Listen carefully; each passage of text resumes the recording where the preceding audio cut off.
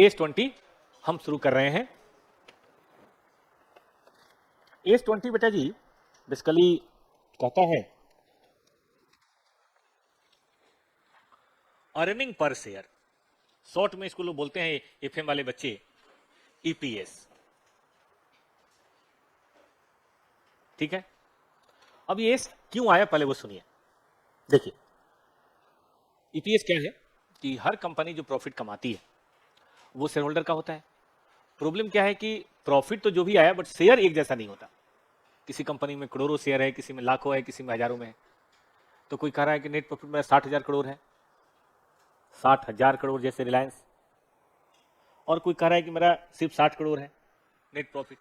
तो आपको देख के लगता है रिलायंस तो कमाल कर गई, कमाल कर गई होगी, लेकिन शेयर होल्डर के हिसाब से देखा जाता है। अब इसमें शेयर भी तो 6,000 करोड़ है, तो एक को कितना मिला? 10 रुपए EPS। सब जानते हैं प्रॉफिट बटे नंबर ऑफ शेयर ही होता है ना। यहां पे छोटी कंपनी है भाई, इसमें सिर्फ 1 करोड़ शेयर है, ये रिलायंस है, ये कोई XYZ है। तो बताइए इन्वेस्टर को कहां ज्यादा फायदा हुआ? XYZ में 60 रुपए कमाया एक साल में, इसलिए रिलायंस के शेयर से महंगे बहुत शेयर हैं, इसीलिए क्योंकि उनमें कमाई और ज्यादा होती है। अब इसमें 10 रुपए कमा रहे हैं तो डिविडेंड क्या बांटेंगे? 4-5 रुपए, 6 रुपए बांटेंगे। जो 60 कमा रहा होती है 40 भी बांट देगा। तो शेयर होल्डर को कमाई से मतलब है ना, नाम से क्या लेना देना है भाई? नाम बड़े और दर्शन छोटे। तो इसीलिए एक नीड महसूस की जाती है कि देखो नेट प्रॉफिट तो निकालना ही है, लेकिन नेट प्रॉफिट के साथ साथ EPS भी बताना है। और किसी को याद हो financial statement, PL account, PL account जो मैंने आपको बताया था स्टेटमेंट ऑफ PL याद है? तो शेड्यूल 3 में भी बोला गया है कि देखो नेट प्रॉफिट के ठीक नीचे क्या बताना है? EPS। क्यों बताना EPS? ताकि शेयर होल्डर्स को परफॉर्मेंस का सही ज्ञान हो। केवल परफॉर्मेंस का ज्ञान होने से नहीं, वो सही ज्ञान होना जरूरी है। मैं इसको एग्जांपल के तौर पे देता हूं हमेशा कि मान लो यहाँ पे लड्डू आया, अब मान लो एक परात लड्डू आया, आपको बहुत खुशी नहीं होगी। आपको पता है एक परात में कितना होगा? 40-50 लड्डू होगा। इतने बच्चे बैठे हैं, किसी को एक मिले, किसी को आधा मिलेगा। लेकिन आपको बाहर बुला के एक छोटा सा पैकेट दिया जिसमें सिर्फ आधा किलो लड्डू हो, आप खुश हो जाएंगे, ये सही है। तो छोटा सा पैकेट आया और केवल आप ही को दे दिएगा, भाई हैप्पी बर्थडे। है किसी का बर्थडे आज? लड्डू मंगवा देते हैं, ठीक है कि नहीं? तो सिर्फ आपका बर्थडे आपको आधा किलो मिला, बड़ी बात है। लेकिन इतना परात आया और सब में बट गया, आपके लिए बड़ी बात नहीं है। एक लड्डू मिला उसे क्या ही हो जाना है, दांत में फंस जाएगा। ठीक बात है। तो यहां भी यही है कि भाई EPS कैलकुलेट करना है, ये बात AS20 नहीं कहता। EPS तो हम करते हैं ड्यू टू शेड्यूल 3 या due to better financial reporting. लेकिन एक समस्या है, समस्या EPS के लिए प्रॉफिट कौन सा लें? आफ्टर टैक्स लें, बिफोर टैक्स लें, आफ्टर प्रेफरेंस डिविडेंड लें, वो भी पे किया गया है वो वाला लें, या नहीं पे किया गया उसको भी लें, एक्स्ट्राऑर्डिनरी आइटम को ले कि नहीं ले? एक्स्ट्राऑर्डिनरी समझते हो? जो कभी कभी होता है वो ले कि ना ले, एक्सेप्शनल आइटम ले कि ना ले, डिस्कंटिन्यू ऑपरेशन ले कि ना ले।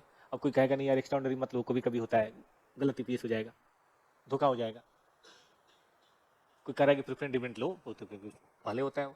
तो मान लो प्रेफरेंस डिविडेंड 3 साल का आपकी बार पे हो रहा है, आपको अपने पढ़ाओगे एरियर वगैरह, लेकिन सेक्शन में पढ़ा तो था कि 3 साल का एरियर एक बार पे कर रहे हैं। अब 3 साल का एक बार में घटाएं या एक ही साल का घटाएं, कहने का मतलब अर्निंग क्या होगा ये अलग अलग अकाउंटेंट अलग अलग तरीके से सोच सकते हैं। अब अगर अर्निंग बेटा जी बदल जाए तो EPS बदल जाएगा कि नहीं? फिर कंपेरिजन तो नहीं हो पाएगा। ऐसी number of share, number of share कौन सा लें? साल के शुरू वाला लें, लास्ट वाला लें?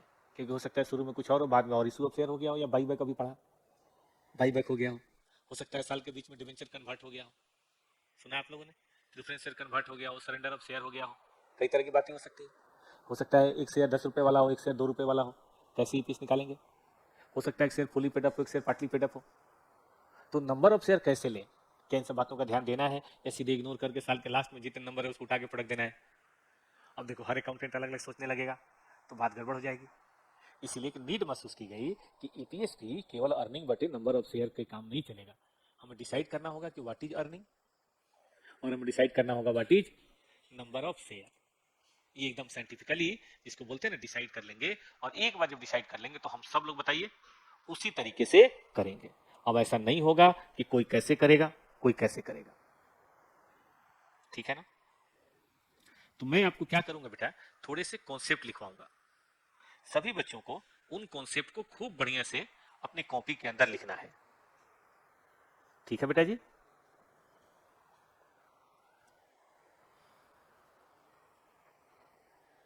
कॉपी लाए हैं? हो सके तो एक जगह लिखना है,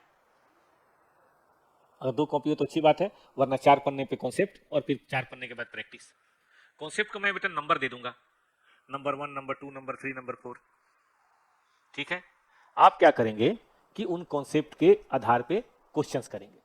आइए, मैंने एक शेयर किया है आपके साथ हैंड रिटेन नोट्स, यहां से हम उठाएंगे कॉन्सेप्ट।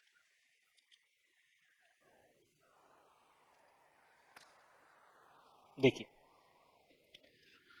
अर्निंग पर शेयर का पहला कॉन्सेप्ट लिखिए, EPS has to be shown on the face of the PL account even in negative. C1 लिखेंगे सब लोग, C1। हाँ, EPS has to be shown on the face of PL statement even in negative. Even negative का मतलब समझ रहे हो कि प्रॉफिट कमाया तो भी लिखना है, और अगर बेटा जी लॉस किया तो भी लिखना, लिखना जरूर है। और 2 तरह से लिखना है, एक बेसिक और एक बताइए diluted. Basic EPS, diluted EPS. जैसे होता है ना, एक विस्की होता है नीट और एक होता है सोडा मिला के, तो ईपीएस भी इसी तरह से एक नीट और एक थोड़ा डाइल्यूटेड, 2 तरह से आपको ईपीएस प्रेजेंट करना है। अब बेसिक ईपीएस कैसे निकालें, पहले इसको पढ़ते हैं, आज इसी पे ज्यादा फोकस रहेगा, फिर उसके बाद समय मिला तो हम पढ़ाएंगे डाइल्यूटेड, वरना परसों पढ़ाएंगे, ठीक रहेगा। चलिए बेसिक। बेसिक में 2 बातें हैं, एक तो अर्निंग और एक नंबर ऑफ शेयर। यस और नो बेटा? अर्निंग क्या लेना है वो लिखिए, अर्निंग लेना है PAT after current year preference dividend, ये ध्यान देने की बात है। पीएटी लेना है after current year preference dividend. इसका मतलब ये तय हो गया कि आफ्टर टैक्स लेना है, इसमें एक्स्ट्राऑर्डिनरी आइटम भी होगा, एक्सेप्शनल आइटम भी होगा, ऑर्डिनरी आइटम भी होगा, ये तय हो गया। सारे आइटम होंगे, आइटम में कोई कमी नहीं होगी, सारे आइटम होंगे। वो झगड़ा खत्म कि नहीं भाई कौन सा लेना है, एकदम सीधी बात करनी है। पीएटी आपने पढ़ा है, पीएल अकाउंट सबने पढ़ा है, स्टेटमेंट ऑफ पीएल पढ़ाया था मैंने, सितंबर बैच में पढ़ाया था, याद होगा। सबसे पहले revenue from operation, Aadhaar income, याद है किसी को? रॉ मटेरियल कंज्यूम्ड, उसके आगे बताओ, purchase of stock in trade, उसके आगे change in inventory, employee benefits, finance cost, depreciation, other, आ गया। उसके बाद नहीं, एक्सेप्शनल आइटम, याद है आपको? उसके बाद एक्स्ट्राऑर्डिनरी आइटम, उसके बाद पीबीटी, ठीक है, उसके बाद डिसकंटिन्यू ऑपरेशंस, टैक्सेज, तब आता है प्रॉफिट फॉर द ईयर, याद आया? तो पीएटी तो पहुंच गए आप। पीएटी में से भी एक चीज घटानी है, कौन सी चीज? प्रेफरेंस डिविडेंड, लेकिन करंट ईयर, बट उसका भी थोड़ा कॉन्सेप्ट है। किसी ने अगर कभी सुना हो, नहीं सुना हो तो हम बता देते हैं। एक होता है क्यूमुलेटिव और एक होता है नॉन क्यूमुलेटिव, याद है किसी को? कितने बच्चों ने सुन रखा है इसे? ठीक, तो नॉन क्यूमुलेटिव का मतलब होता है जिसमें अगर डिविडेंड मिला तो मिला, नहीं मिला तो खत्म। और क्यूमुलेटिव का मतलब अगर डिविडेंड नहीं मिला तो बोलिए क्या होगा बेटा? अगले साल जमा होकर मिलेगा 10 + 10, फिर भी नहीं मिला तो 10 + 10 + 10, ठीक है। तो रूल ये है कि नॉन क्यूमुलेटिव में करंट ईयर प्रेफरेंस डिविडेंड घटाना है only if declare during the year, सिर्फ तभी घटाना है बेटा जब अब की बार डिक्लेयर किया गया हो। अगर डिक्लेयर नहीं किया गया हो तो नहीं घटाना है। और क्यूमुलेटिव में करंट ईयर डिविडेंड आपको घटाना ही घटाना है, चाहे डिक्लेयर हो चाहे ना हो, केवल करंट ईयर, पास्ट ईयर नहीं। और पिछले साल का मान लो 10 साल का डिविडेंड अब की बार मिल रहा है, उससे में मतलब नहीं, हमें सिर्फ कौन सा लेना है? करंट ईयर का। नॉन क्यूमुलेटिव में 10 साल का तो मिलेगा ही नहीं, लेकिन अगर क्यूमुलेटिव में मिल भी रहा है तो हमें उससे कोई लेना देना नहीं है। लिखो, लेसन लिखो। पहला देखो बेटा जी, ईयर है 2023-24, ठीक ना? हमारे पास 5 लाख इक्विटी शेयर हैं ऑफ ₹10 ईच, और हमारे पास 10,000 प्रेफरेंस शेयर है क्यूमुलेटिव प्रेफरेंस शेयर है of ₹100 each. Current year PAT है 7 लाख, और arrear of last 2 years preference dividend is paid during the year in addition to current year preference dividend.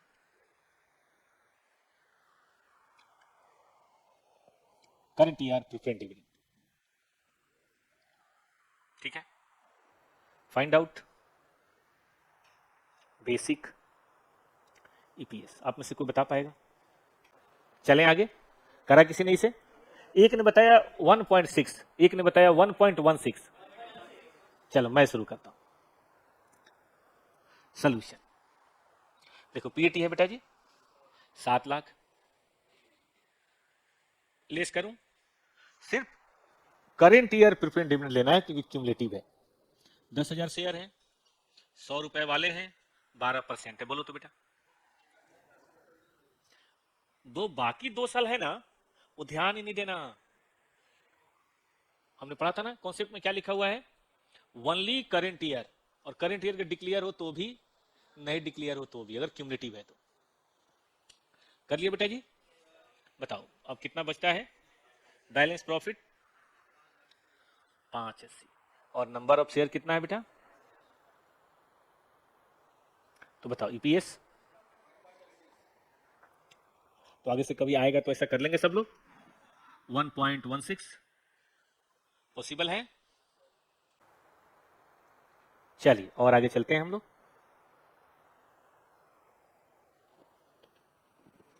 हटा दो बेटा इसको। तो कॉन्सेप्ट नंबर 1 में तो क्लियर हो गया, मतलब पहली बात तो क्लियर हो गई कि प्रॉफिट कौन सा लेना है। ठीक है, हमें ये वाला प्रॉफिट लेना है। अब आइए नंबर ऑफ शेयर की बात कर लेते हैं। आइए नंबर ऑफ इक्विटी शेयर, तो जरा बात करते हैं नंबर की। अब देखिए नंबर में मैं प्रॉब्लम बताई थी ना, शुरू का लें कि लास्ट का लें। एक बताइए, प्रॉफिट आप एक दिन में कमाते हैं या पूरे साल? क्या लिखते हैं? Statement of PL as on 31 December या फॉर द ईयर। उसमें 1 अप्रैल की इनकम भी होती है, 10 अप्रैल वाली भी होती है, 30 अप्रैल वाली भी होती है, मई वाली भी, जून वाली भी, दिसंबर वाली भी, मार्च वाली भी। और आप जानते हैं प्रॉफिट डिपेंड करता है कैपिटल इंप्लॉयड पे। कैपिटल इंप्लॉयड ज्यादा, प्रॉफिट ज्यादा, कैपिटल इंप्लॉयड कम, प्रॉफिट कम। यस और नो? तो इसीलिए हुआ कि भाई, अगर आपने ये पढ़ा हो, जितने भी रिटर्न वाले रेशियो है सब में कैपिटल एवरेज लेते हैं। जैसे average equity share holder fund, average return on, कैसे क्या बोलते हैं, कैपिटल इंप्लॉयड, याद है किसी को? एवरेज शेयर होल्डर फंड ऐसा लेते हैं। ठीक है ना, एवरेज फिक्स्ड सेट। तो यहां भी weighted average number of share लेना है, शॉर्ट में लिख लीजिए वैंस, कंसिडरिंग द टाइम फैक्टर। क्या लेना है बेटा? Weighted average number of share considering the time factor. अब इस बात को मैं समझाता हूं बेटा जी। इलस्ट्रेशन नंबर 2, नंबरिंग जरूर कर देना। ये 1 था, ये 2 है। सपोज करो पीएटी है आफ्टर प्रेफरेंस डिविडेंड, या प्रेफरेंस डिविडेंड नहीं है, मान लो 2 लाख। अब क्यों मेरा फोकस नंबर पे है। 1/4 को बेटा जी 10,000 इक्विटी शेयर का बैलेंस था। ओपनिंग समझते हैं ना? 1/7 को 5,000 इक्विटी शेयर इशू हुए। इशू होना समझते हैं सब लोग? नया शेयर इशू हुआ। 1/10 को 3,000 शेयर हमने बाई बैक, पढ़ा सबने? बाई बैक कर लिया। 31/3 को बैलेंस शीट खत्म हो रहा है। अब आपको निकालना क्या है बेटा? ईपीएस। तो नेट प्रॉफिट तो पता है, लेकिन बेटा नंबर ऑफ शेयर के लिए टाइम फैक्टर वर्ड मैंने लिखा था क्या? क्या लिखा था? टाइम फैक्टर, याद है? बताइए 10,000 शेयर कितने दिनों तक पड़े रहे? आई थिंक 3 महीने। किसी ने पार्टनरशिप में इंटरेस्ट ऑन कैपिटल निकालना सीखा है कि जैसे जैसे कैपिटल एडिशन होता है, रिडक्शन होता है, इंटरेस्ट बदलता रहता है, याद आया? अब उसके बाद 15,000 हो गया बेटा, कितने दिनों तक? जुलाई, अगस्त, सितंबर। उसके बाद 3,000 कम हो गया, 12,000 हो गया मेरे ख्याल से। वो कितने दिन रहा बेटा? 6 महीने। चलिए ना बेटा शुरू करिए। अब देखिए कैसे करेंगे। इतना सबने लिख लिया? देखो नंबर ऑफ शेयर कैसे निकाला जाएगा। 3/12 बोले तो बेटा?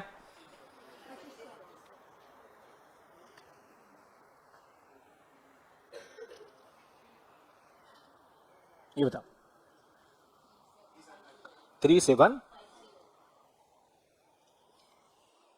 ये बताओ 10, 5 और -12, -3 कितना हुआ? कितना, कौन सा डेट है? 1/10, 12,000 लिख सकते हैं।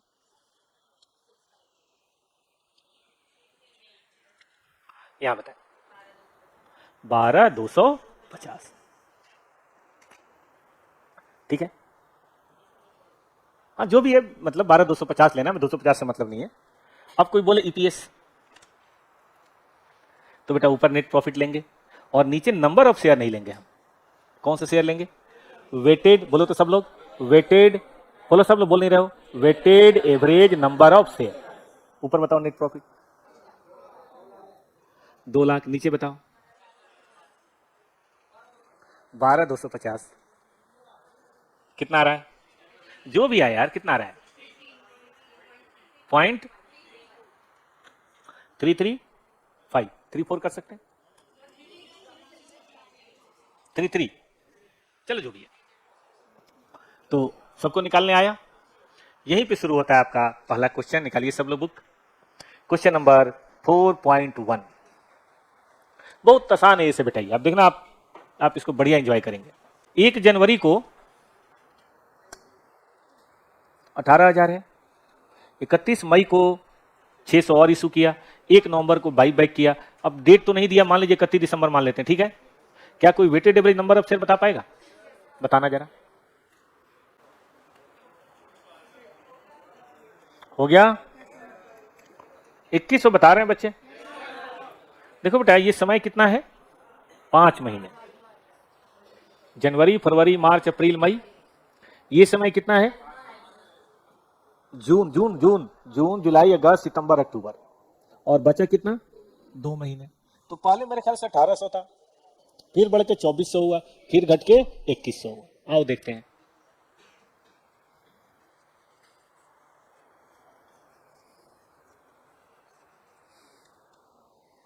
प्रॉफिट नहीं निकालना, केवल नंबर ऑफ शेयर की बात करनी है। चलिए बेटा बताइए तो, एक 1800 इंटू 5/12,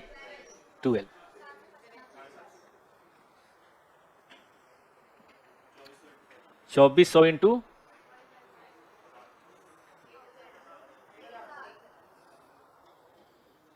और फिर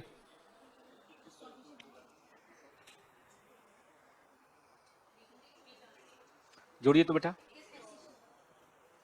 ये मत कहिएगा सर क्लोजिंग के बराबर आ गया, वो तो चांस की बात है आ गया। आगे एक और क्वेश्चन करें, लेकिन एक क्वेश्चन करने से पहले थोड़ा पढ़ना चाहते हैं, तब करेंगे। Are you ready? Next concept के लिए रेडी हैं? ये कितने बच्चों ने सही कर लिया खुद से? अच्छी बात। देखो बेटा, number of share to be included when consideration is recognised. ये बहुत इंपॉर्टेंट बात है कि नंबर ऑफ शेयर कब से माने। भाई जब से कंसिडरेशन आप बुक्स में रिकॉग्नाइज कर रहे हैं। फॉर एग्जांपल, ध्यान सुनिएगा, कैश के बदले इशू कर रहे हैं तो कैश मिल गया। मान लीजिए किसी को कैश के बदले आपने इशू कर दिया और कैश उसने 3 महीने बाद दिया, तो नंबर ऑफ शेयर कब से मानेंगे? 3 महीने बाद से। अच्छा मान लीजिए आपने कैश तो ले लिया, लेकिन अलॉटमेंट 1 महीने बाद हुआ और आपको पता है जब तक अलॉटमेंट नहीं होता तब तक कैश को यूज नहीं कर सकते, तो फिर कब से मानेंगे? 1 महीने बाद से।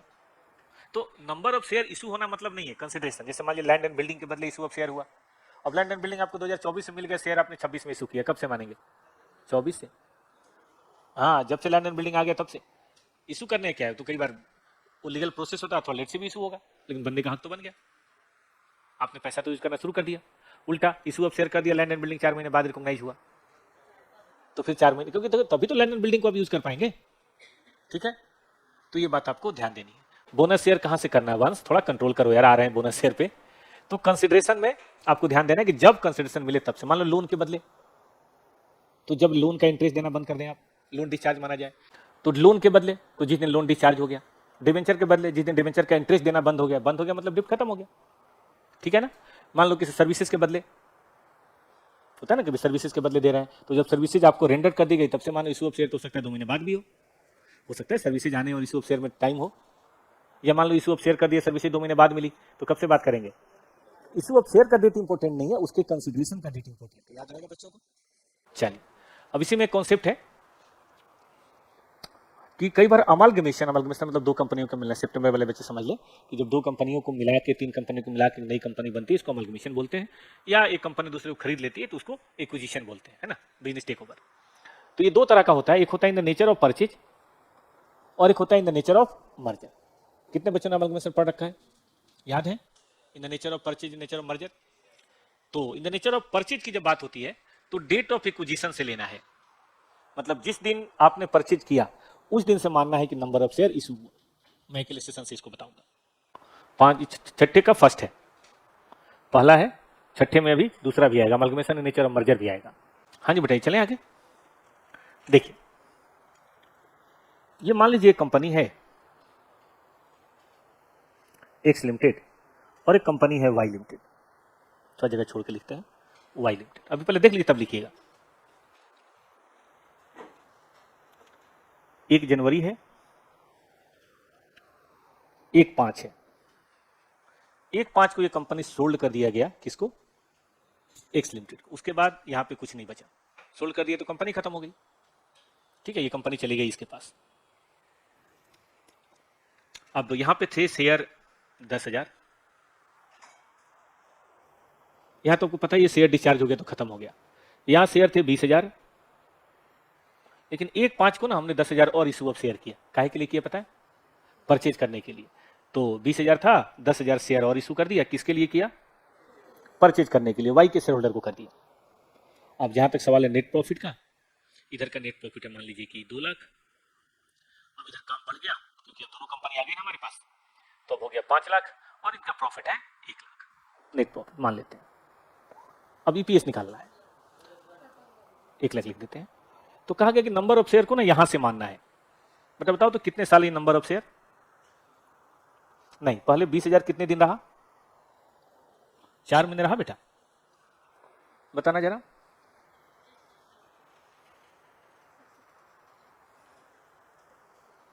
ठीक ना? अब 20 तो है ही। अच्छा बेटा, अब इतना हो गया और ये 8 महीने रहा होगा मेरे ख्याल से, 31/12 तक।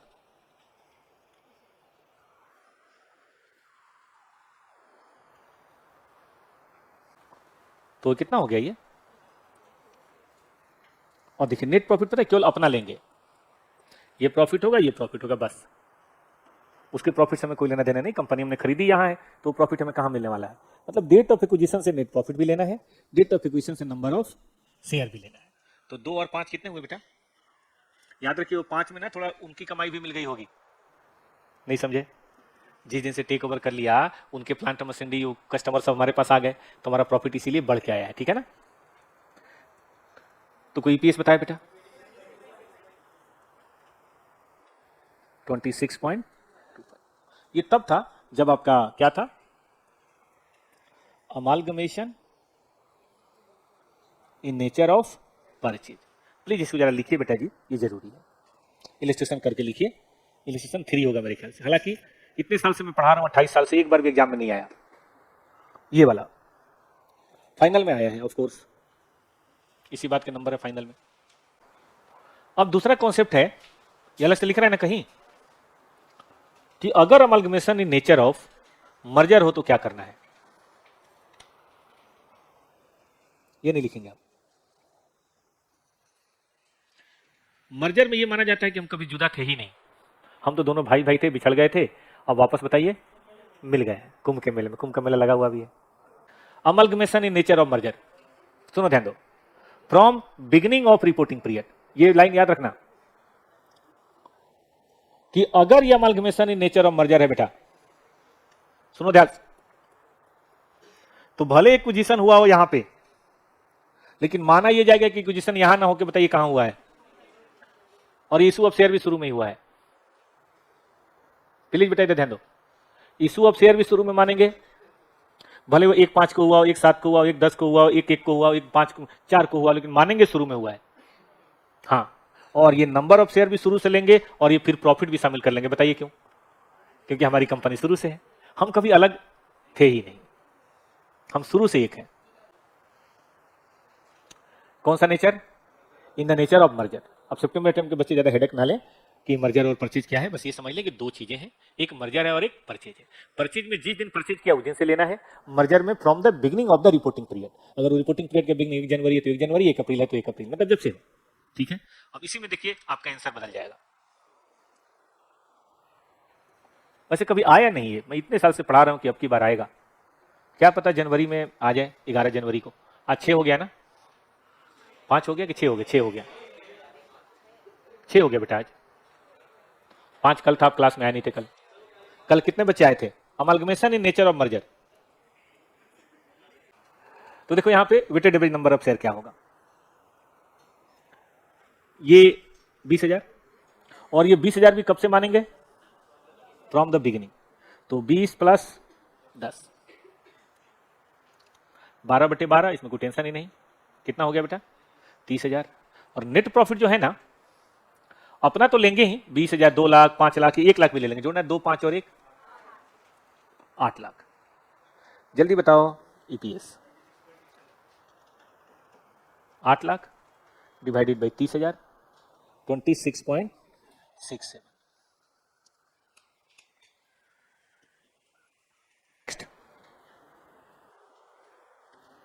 ये बड़ा अच्छा कॉन्सेप्ट है, partly paid up share. Partly paid up share समझते हैं बेटा? कि भाई 10 का शेयर है, 7 रुपए दिया है, 5 रुपए दिया है, 4 रुपए दिया है, इसको बोलते हैं पार्टली पेड अप शेयर। कहा गया कि पार्टली पेड अप शेयर को आप मानिए equivalent fully paid up share. आप कहेंगे ये क्या होता है? तो कॉस्टिंग पढ़ने वाले जानते हैं कि आधे कंप्लीटेड यूनिट्स को हम दो आधे कंप्लीटेड यूनिट्स को एक पूरा कंप्लीट मान सकते हैं, 4-25% कंप्लीट यूनिट को एक कंप्लीट यूनिट मान सकते हैं। तो एक इलस्ट्रेशन लिखिए, 10,000 शेयर 10 रुपए वाले फुली पेड अप, 10,000 शेयर 10 रुपए 7 रुपए पेड अप, और 20,000 शेयर 10 वाले 4 पेड अप, नेट प्रॉफिट है 50,000। हमें निकालना है ईपीएस। कैसे निकलेगा? इसी के बहाने मैं आपको इक्विवेलेंट नंबर ऑफ शेयर बताऊंगा। लिख लीजिए, यही था ना बेटा क्वेश्चन। देखो सारे शेयर शुरू में है तो टाइम का तुमने कोई फैक्टर नहीं है, लेकिन फेस वैल्यू का तो है। अब देखो 10 के बराबर 7 को तो नहीं मान सकते ना, 10 के बराबर 4 को तो नहीं मान सकते ना, तो हम क्या करते हैं? ऐसे करते हैं, पहला 10,000 तो 10,000 ही मानेंगे, सुना आपने ठीक से। दूसरा 10,000 हम 7/10, 7/10 क्यों? इक्विवेलेंट। जैसे होता ना 70%, याद आया किसी को प्रोसेस कॉस्टिंग? 30%, 70% याद आया। और तीसरा 20,000 कितना है बेटा? बोल तो मुन्ना। ठीक है, अब प्रॉफिट कितना है? कितना है बेटा जी? प्रॉफिट है, नहीं यहां था ना, 50,000 बट्टे बताओ। लेकिन ये फुली पेड अप के लिए है। कोई पूछे ईपीएस फॉर 7 पेड अप तो बोलेंगे, बोलिए। और कोई पूछे ईपीएस फॉर 4 पेड अप, बता दो बेटा।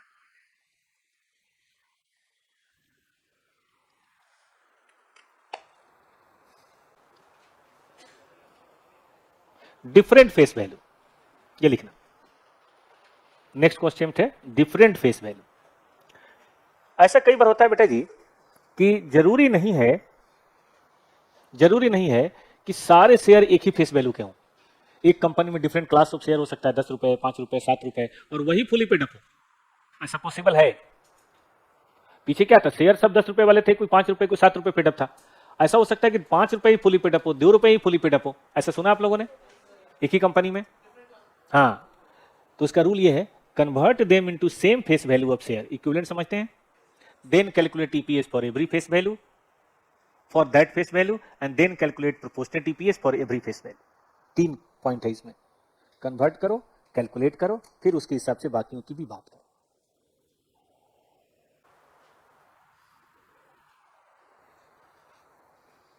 ना हुआ भैया?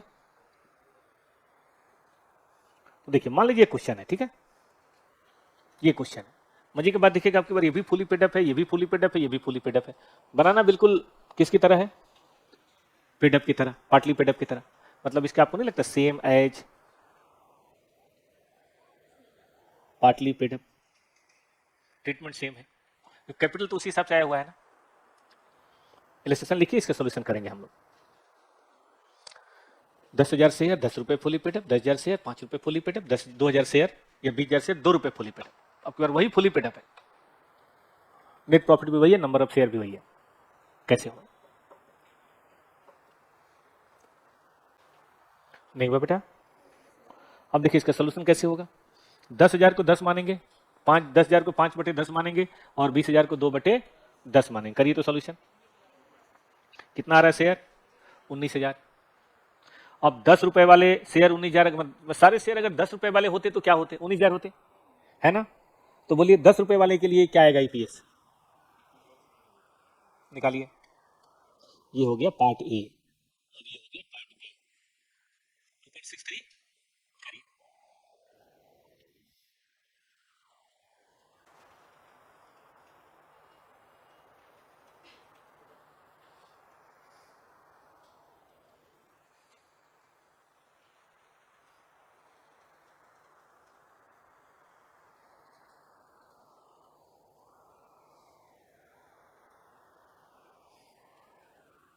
डन है बेटा। तो 5 रुपए वाले के लिए बताइए क्या होगा, 5/10 और 2 रुपए वाले के लिए 2/10। Done, do it.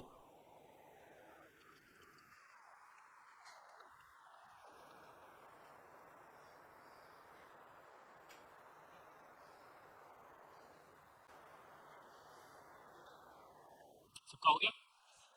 चलिए आखिरी कॉन्सेप्ट आज का, रेडी है सब लोग। इसको बोलते हैं change in number of share without consideration. ऐसा कभी होता है क्या, नंबर ऑफ शेयर में चेंज हो जाए लेकिन कंसिडरेशन कुछ ना आए, ना कुछ जाए। नाम लीजिए कोई, bonus share, split of share. आपने सुना है कंसोलिडेशन, स्प्लिट ऑफ शेयर पढ़ा था रिकंस्ट्रक्शन में कि 100 रुपए का एक शेयर 10 रुपए का 10 शेयर हो जाए। क्या ये बात सही है? कंसोलिडेशन में क्या होता है, 10 के 10 शेयर 100 रुपए वाले एक शेयर बन जाए, ऐसा होता है। तो क्या होगा अगर कंसिडरेशन में कोई ना आए ना जाए और नंबर ऑफ शेयर फ्री में बदल जाए। ना तो पैसा आया बोनस शेयर में, ना पैसा गया, लेकिन नंबर ऑफ शेयर बदल गया। और ऐसा साल के बीच में कभी भी हो सकता है। तो एस ने बड़ा खूबसूरत इसका बताया है बेटा।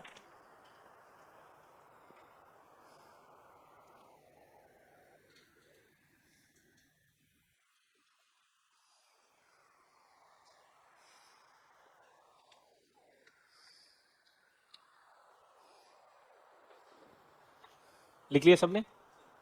एस ने बताया बेटा, always treat them at issue at beginning of the reporting period, irrespective of actual issue date. Issue date कोई भी हो, डोंट केयर, हम मानेंगे कि इशू हमेशा साल के शुरू में हुआ है। अब एक और लाइन छोड़ दीजिएगा, बताऊंगा, पहले ये लिखिए। चलिए बेटा आगे, always treat them as issue at the beginning of the period. देखिए कॉन्सेप्ट ये है कि 1/4 है साल की शुरुआत, 31/12 है, 31/3 है साल खत्म। यहां मेरे पास 50,000 शेयर थे बिगिनिंग में, यहां हमने 1/8 को 5,000 बोनस शेयर इशू किया और 1/10 को 10,000 वैसे नॉर्मल वाले शेयर इशू किए फॉर कैश। ठीक है, पता है बोनस शेयर को क्या मानेंगे, बोनस शेयर को मानेंगे कि 1/8 को कर लो 1/7 को कर लो, क्या ही फर्क पड़ता है, पैसे तो बढ़ने हैं नहीं। हाँ, तो वो साल के शुरू से ही मानेंगे respective of the actual issue date.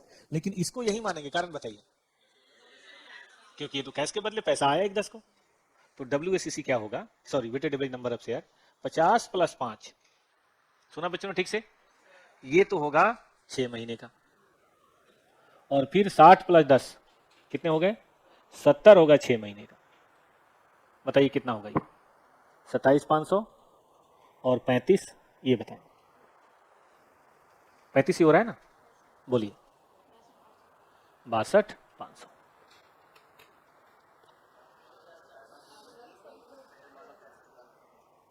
फिर से बोलिए,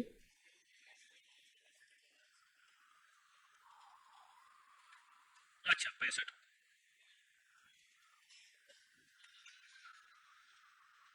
तो कितना हो जाएगा ये, जोड़ के बताइए।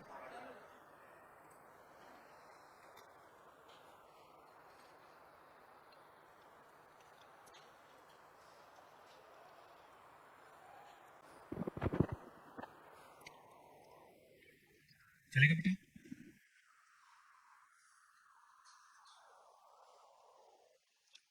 क्वेश्चन देखिए इसी बात पे, एक बार और समझा दे बेटा। समझाना ये है कि बिल्कुल शुरू से मानना है, मतलब एक 7 को, एक 8 को, एक 10 को, एक 15 को, कभी भी मानना है इसको साल के शुरू से। और एक और बात सुनिए, आपको पता है हमेशा कंपैरिजन होता है, मतलब करंट ईयर के प्रॉफिट के साथ प्रीवियस ईयर का प्रॉफिट भी दिया जाता है। तो करंट ईयर के ईपीएस के साथ प्रीवियस ईयर का। बोनस ईयर में क्या बताया गया है कि for better comparison of EPS लिखिएगा, previous year EPS is also restated assuming change in number of share is at the earliest reporting period.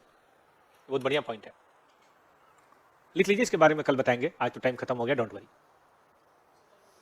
हाँ, पिछले साल भी चेंज करेंगे, तभी कंपेरिजन अच्छा होगा ना, वरना इस साल का घट गया, पिछले साल का नहीं घटा। अब केवल लिख लीजिए, इसके बारे में कल बताऊंगा, ठीक है? हाँ, बेटर कंपैरिजन, कन्वर्जन नहीं है, कंपैरिजन। देखिए तो प्रीवियस ईयर 22 है, करंट ईयर 23 है, ठीक है? ओपनिंग बैलेंस है 10,000, शुरू में भी था जाहिर है 10,000। यहां हमने बोनस शेयर किया 1/8/23 को, और 31/12/23 को बनाना है। पहले इतना लिखिए, फिर बात करेंगे। नेट प्रॉफिट मान लीजिए 20,000 है या 30,000 है। हाँ लिखिए, आराम से लिखिए। हो गया बेटा? अब देखिए ये कहाँ पे इशू हुआ है, इशू हुआ 1/8 को, तो मानेंगे कि 1/8 को नहीं हुआ, ये कहाँ इशू हुआ है? 1/1 को। याद रहेगा बच्चों को? तो इससे करंट ईयर का निकल जाएगा। अब मान लो हम करंट ईयर का निकालते हैं, ध्यान से देखना। ओरिजिनल तो निकला होगा 20,000/10, ठीक है? 20,000/10,000। पिछले साल का क्या निकला होगा? पिछले साल तो बोनस ईयर नहीं था ना, तो पिछले साल ये निकला होगा। और करंट ईयर में 30,000 बताइए कितना? 30,000/10 प्लस 10। टाइम फैक्टर का ध्यान नहीं देंगे, ये 1/8 हो, चाहे 1/9 हो, चाहे 1/1 हो, चाहे 31/12 हो, माना कब जाएगा? तो कितना हो गया? 1.5। अब मान लीजिए डाटा प्रेजेंट कर दिया गया, बोनस शेयर हो गया, डाटा प्रेजेंट हुआ, तो जब शेयर होल्डर के सामने जाएगा कि प्रीवियस ईयर में 2 लाख और करंट ईयर में 2 रुपए और करंट ईयर में 1.5 रुपए, तो शेयर होल्डर क्या सोचेंगे कि कंपनी नीचे जा रही है, परफॉर्मेंस खराब हो रही है। लेकिन कहाँ खराब हुई है? गौर से देखो तो 20 से 30 परफॉर्मेंस कहाँ खराब है? 50% इंक्रीज हुआ है। लेकिन अच्छा, नंबर ऑफ शेयर हमने बढ़ाया है बेटा, कोई आपसे पैसा लिया है? हम ठीक है नंबर ऑफ शेयर बढ़ाया मान गए, लेकिन क्या हमने पैसा लिया नंबर ऑफ शेयर के लिए? पैसा लिया हो तो बताओ, तो हमारी परफॉर्मेंस तो बढ़ी है। वो तो ऐसा समझो कि एक पिज्जा है, उसके 2 टुकड़े के बजाय 4 टुकड़े कर दिए, तो छोटा दिख रहा है लेकिन पिज्जा तो वही है, ठीक है? तो ये कंपैरिजन अच्छा नहीं होगा। तो पता है क्या करना पड़ता है? इसको रीस्टेट करेंगे। पिछले साल आपने 2 रुपए दिखाया था तो ठीक था, लेकिन अब की बार क्या करेंगे? इसको रीस्टेट। अब पूछो कैसे करेंगे? हम ये मानेंगे कि जैसे ये कन्वर्जन हुआ है, जैसे ये मतलब जो भी चीज हुई है बोनस शेयर, ये इस साल के शुरू में नहीं इशू हुआ है। एरो देखना, ये कौन से शुरू में हुआ बेटा? पिछले साल। तो हम पिछले साल तो जाके ठीक नहीं करेंगे, वो तो पीएल छप गया, लेकिन पिछले साल का पीएल इस साल तो हम चेंज कर ही सकते हैं ना। और इसी को हम क्या बोलते हैं? रीस्टेटेड। लिखना जरा, रीस्टेटेड ईपीएस 20,000। अब डिवाइडेड बाई 10 ना करके बताइए क्या करेंगे? 20, और आएगा कितना? और अब हम ये डाटा पब्लिश करेंगे। जब ये डाटा पब्लिश करेंगे तो कोई भी शेयर होल्डर क्या समझेगा कि पहले हम 1 रुपए कमाते थे और अब कितना कमा रहे हैं? 1.5 रुपए। 50% अप हुआ है, ना कि डाउन। कभी किसी ने राइट इशू सुना है? राइट इशू क्या होता है, कोई बताएगा खड़े होके? What is right issue? Further issue of share को बोलते हैं राइट इशू। मतलब एक कंपनी है, उसने पहले शेयर इशू कर दिया, 2-4 साल बिजनेस कर लिया, अब 2-4 साल के बाद फिर फंड की जरूरत है, फिर इशू किया जा रहा है, एफपीओ बोलते हैं, FPO, further issue of share. अब फर्दर इशू अगर हो रहा हो तो इसी को बोलते हैं राइट शेयर। कौन सा सेक्शन है कोई बताएगा? लॉ में देख के, यहां देख के बोल रहे हो? लॉ में देख के बोल रहे हो? देखो, अब राइट इशू जो होता है दोबारा इशू होता है, तो या तो जो मार्केट में फेयर प्राइस है उस पर होता है, और अगर किसी कारण से मार्केट प्राइस पे नहीं हो पाता तो थोड़ा सस्ता देते हैं। ध्यान दो, इशू या तो फेयर प्राइस पे होगा या फेयर प्राइस से कम पे, और हम आपको बता दें जनरली फेयर प्राइस से कम पे ही होता है। लो वाले सर ने बताया होगा, हम भी बताते हैं। मान लीजिए छोटा सा एग्जांपल देते हैं, आज रिलायंस के शेयर का दाम कितना बताया, 1400 बताया था, 1200। रिलायंस के शेयर का दाम 1200 है, ठीक है बेटा जी, मान लेते हैं। आज वो नया इशू करेगा और पब्लिक को बोलेगा हम 1200 रुपए लेंगे, तो पब्लिक उतना इंटरेस्टेड नहीं होगी, बोलेगा मार्केट से ही खरीद लेंगे। राशन की दुकान पे सामान तभी बिकता है जब सामान थोड़ा, बताइए, सस्ता हो। तो कंपनी को क्यों लोग अप्लाई करेंगे? और जनरली ऐसे होता है, 3 के बदले 2, 5 के बदले 1, कैसे होता है राशन की दुकान की तरह। लोग बोलेंगे रहने दो भाई, हम तो मार्केट में खरीद लेंगे। तो कंपनी लोगों को अपने पास बुलाने के लिए, इंसाइट करने के लिए कहती है देखो 1200 रुपए है मार्केट में दाम, लेकिन आप हमारे कंपनी के पुराने शेयर होल्डर हो, आपने हम पे तब भरोसा किया जब कोई नहीं करता था, तो हम आपको प्रेफरेंस दे रहे हैं, आज ये सिर्फ आपके लिए 1000 रुपए, जबकि है 1200, शेयर 1200 का है, लेकिन अपने शेयर होल्डर, आपको पता है राइट इशू मिलता है केवल अपने शेयर होल्डर को है, एग्जिस्टिंग शेयर होल्डर को मिलता है, पब्लिक को नहीं मिलता, पता नहीं बात। तो एग्जिस्टिंग शेयर होल्डर ये कहता है कि भाई हमें क्या फायदा, हमें तो कुछ फायदा कराओ। तो बाकी चलो भाई आपने एक काम करो, 1200 की बजाय 1000 रुपए दे दो, ठीक है। तो देखो एक तो हुआ कि भाई फेयर प्राइस पे इशू, और एक है फेयर प्राइस से, बताइए किस पे, कम पे, मतलब 1200 रुपए रेट है और 1200 या उससे ज्यादा पे इशू हुआ तो बोलेंगे फेयर प्राइस पे, लेकिन 1000 पे हुआ तो उसको क्या बोलेंगे, बिलो। अब देखो अगर फेयर प्राइस से उससे ज्यादा पे है तो फिर कोई झंझट नहीं है, फिर तो राइट इशू को एक नॉर्मल इशू की तरह ट्रीट करो, और जिस दिन हुआ है उस दिन से नंबर ऑफ शेयर में काउंट कर लो, जैसे पिछले क्वेश्चन में किया था, अगर आपको याद हो तो। ये कब से काउंट किया था, ये वाला कब से काउंट किया था, जिस दिन इशू हुआ था। लेकिन समस्या बेटा तब आती है जब ये 1000 से कम पे हो। अब अगर 1000 से कम पे हुआ ना बेटा जी, तो इसमें एक बोनस का एलिमेंट है, पूरा बोनस तो नहीं कहेंगे हम, लेकिन पूरा फ्रेश इशू भी नहीं कहेंगे, गौर से देखो, इसमें 200 का बोनस नहीं है बेटा। अगर कोई 1000 पे इशू कर रहा है तो क्या इसमें 200 का बोनस नहीं है, मान लो 900 पे इशू होता तो 300 का बोनस। इंस्टीट्यूट वाला पहले पढ़ा रहा हूं, देखो अगर इशू बिलो फेयर वैल्यू है, मतलब जहां पे बोनस एलिमेंट है, तो 3 स्टेप अप्लाई करना है। कौन कौन सा 3 स्टेप? पहला, calculate theoretical x right value, अब लिख लीजिए, फिर मैं इसको एग्जांपल से बताऊंगा। Calculate theoretical x right value. अब ये एक्स राइट क्या होता है वो देखना पड़ेगा, ये आपके एक्स की बात नहीं हो रही है, यहाँ पे एक्स राइट का वैल्यू मतलब वैल्यू रहित, जैसे किसने पढ़ा हो एक्स इंटरेस्ट, इंटरेस्ट के बगैर, कम इंटरेस्ट, इंटरेस्ट के साथ, तो एक्स राइट वैल्यू निकालना है। फिर एक कॉन्सेप्ट आता है, नया टर्म है, एडजस्टमेंट फैक्टर आपको निकालना है, कई बार लोग मल्टीप्लायर भी बोलते हैं, एएफ, एडजस्टमेंट फैक्टर क्या होता है, क्यों होता है बताऊंगा, चिंता ना कर बेटा, लिखो जिसान। चलो इधर कई सोर्स रखो, आ जाओ इधर। Apply adjustment factor in the period prior to right issue price, in the period prior to right issue price. Exam का पूछा हुआ है, मैंने कहा ना एग्जाम में बहुत आता है, हटा दो इसको।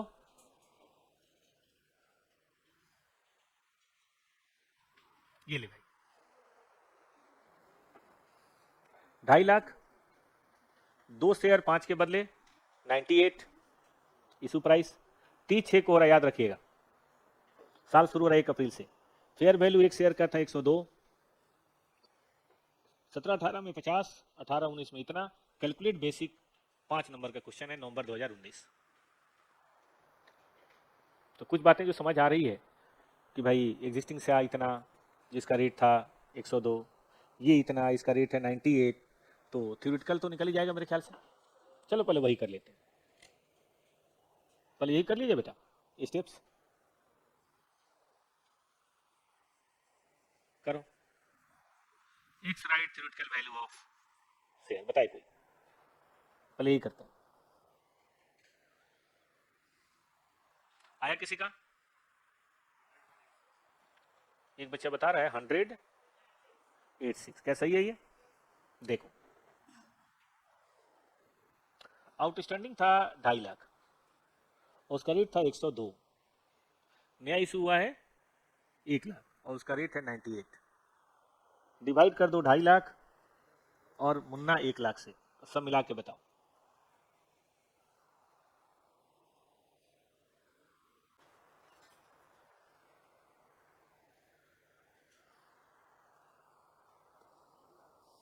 कितना है? सही है। अच्छा, इसके बाद कुछ बनता है अगर किसी को याद हो तो?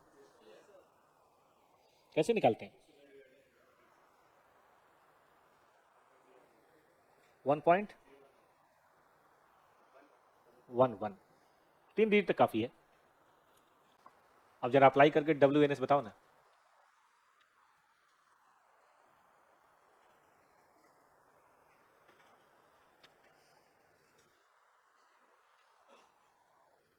एग्जाम में फॉर्मूले लिख देना, ठीक है ना? एग्जाम में तो एक ही बार बनाना है।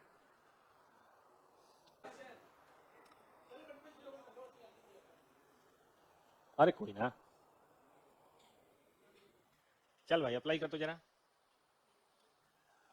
1.4 होगा, पता है आपको?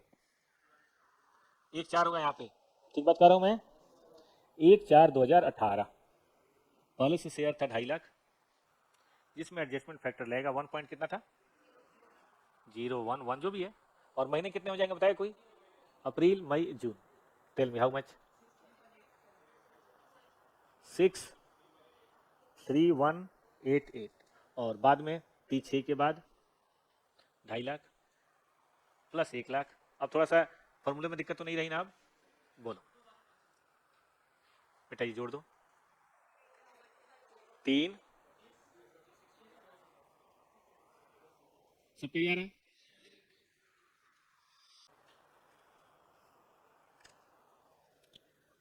अब चलो,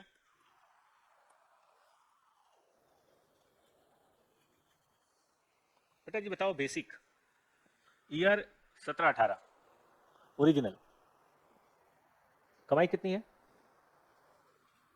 और शेयर कितने हैं, तो कितने हो जाएंगे? 18-19 का आप खुद करो। 75 है ना? मुन्ना बता दो। 23। चल मुन्ना बता।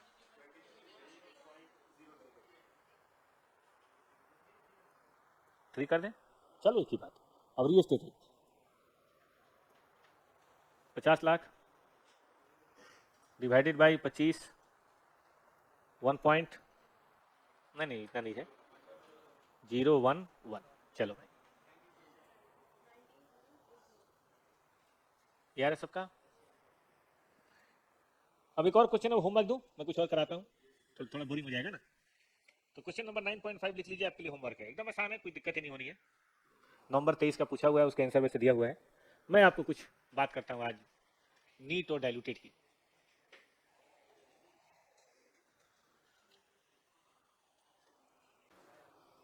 अगला टॉपिक है डाइल्यूटेड ईपीएस।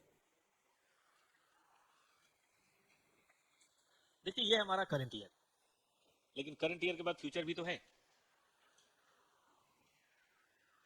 अब शेयर हमारे दो तरह के होते हैं, एक तो एग्जिस्टिंग शेयर। एग्जिस्टिंग शेयर का मतलब जो है, या एग्जिस्टिंग इक्विटी शेयर लिख लेते हैं, ये तो वो है जो हमारे पास आज है। लेकिन एक होता है बेटा पोटेंशियल शेयर। जैसे आप पोटेंशियल चार्टर्ड अकाउंटेंट है, सही बात है ना? पोटेंशियल चार्टर्ड अकाउंटेंट का मतलब क्या है? पोटेंशियल चार्टर्ड अकाउंटेंट का मतलब क्या हुआ? संभावित, मतलब जिसमें संभावना है।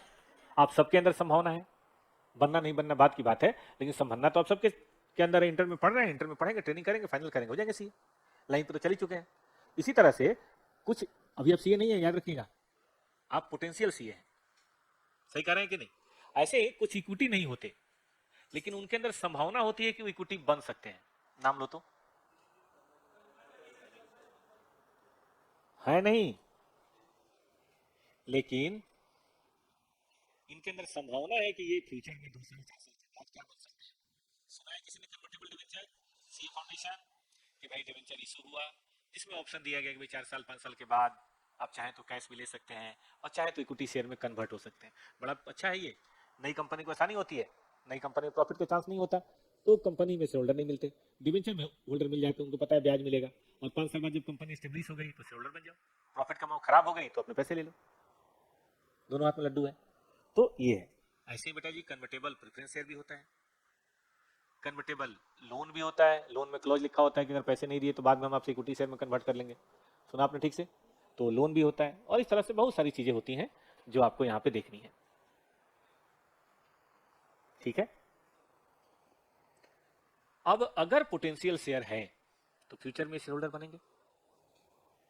आपने पढ़ा होगा प्रूडेंस कॉन्सेप्ट, वो कहता है कि फ्यूचर एक्सपेक्टेड गेन को बेशक मत बताओ, लेकिन फ्यूचर एक्सपेक्टेड लॉस जिसका कंडीशन अभी एग्जिस्ट है, आपको पता है कि ऐसा कल होगा, तो भाई उसको तो प्रोवाइड करके चलो ना, उसके बारे में रिस्क फैक्टर लोगों को बताओ। अब मान लीजिए किसी कंपनी में आजकल ईपीएस बहुत अच्छा आ रहा है, क्योंकि नंबर ऑफ शेयर कम है, लेकिन convertible debenture preference share loan बहुत है। हमें पता है कि आज से 3 साल बाद ये सब क्या बन जाएंगे, शेयर। अब जब शेयर बनेंगे तो एकदम से डिनोमिनेटर बढ़ जाएगा। आप ये देखो कि ऐसे 2 साल बाद जब डिवेंचर कन्वर्ट हो जाएगा, ये नंबर शेयर बढ़ जाएगा, प्रेफरेंस है। अगर ये कन्वर्ट हो जाएगा 4 साल बाद तो क्या होगा? जाहिर नंबर से लोन कन्वर्ट हो जाएगा। ऐसे कोई ई शॉप है, ई शॉप में भी तो पढ़ा था ना मैंने, थोड़ा सा ही पढ़ा तो था कि वो जब ऑप्शन एक्साइज हो जाएगा तब क्या होगा। और ये मजे की बात है, सारे कॉन्ट्रैक्ट हमने कर रखे हैं, करना नहीं है। फर्क समझिए, फ्यूचर में शेयर इशू करने और पोटेंशियल शेयर में फर्क है। पोटेंशियल शेयर मतलब इशू हो चुका है, अभी शेयर नहीं है लेकिन होने वाला है, और फ्यूचर में तो होगा तब होगा, उसकी फ्यूचर इवेंट्स की बात नहीं करनी। Current event but expected to be converted into share, वो पोटेंशियल शेयर है। तो डाइल्यूटेड ईपीएस जो होता है ना बेटा, वो यही है कि आज जो दिख रहा है वो क्या है, बेसिक, समझ रहे हैं, लेकिन कल को जो प्रॉब्लम होगी, जाहिर आपका ईपीएस कम होगा। तो शेयर होल्डर को ये पता होना चाहिए कि आज जो मिल रहा है वो 13 रुपए है, लेकिन कन्वर्जन के बाद ये 13 नहीं बल्कि 11 होगा, ताकि उसके हिसाब से डिसीजन ले, उसके हिसाब से इन्वेस्टमेंट करें। रिस्पेक्ट बताते हैं ना, प्रोविजन तो अकाउंटेंट का मेन धर्म है, कंटीजेंसी तो अकाउंटेंट का मेन धर्म है डिस्क्लोजर करना, तो ये डिस्क्लोजर क्यों नहीं? इसीलिए जहां भी पोटेंशियल शेयर है, whenever potential share exist on balance sheet date,